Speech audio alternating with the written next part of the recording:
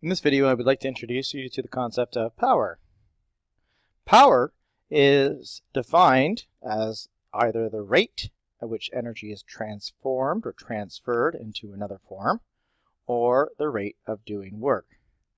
On the AP formula sheet, they like to define it as simply the first definition here, basically the rate at which the energy is transformed from one form into another. So this formula right here is the way it's presented on your AP formula sheet.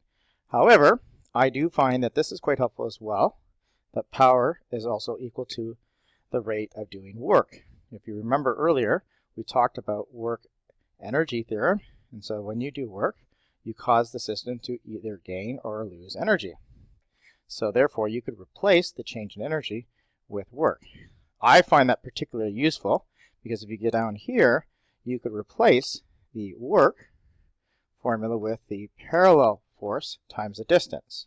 Just annotate your notes here. This should be really parallel force multiplied by that distance.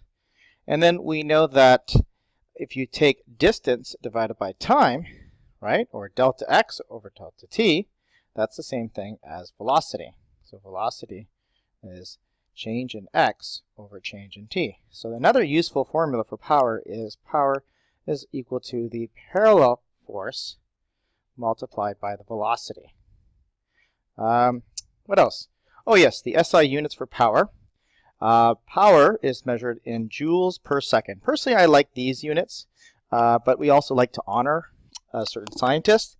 And so a joule per second is equivalent to a watt. However, some people get confused because the watt is abbreviated as a W, which unfortunately is the same symbol that we use for work. So my recommendation is when you're writing down the units of power, just simply use joules per second. Some older units that you might see in some of our problems is the horsepower.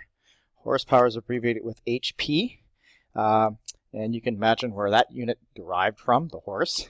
You still see being used, like for example, how many horsepower a car has, or a lawnmower, and so forth.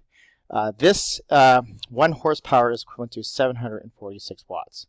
You'll likely not see any problems in horsepower on the AP exam, but in the textbook or in some of the worksheets that I'll be giving you guys in class, you'll see the horsepower being used.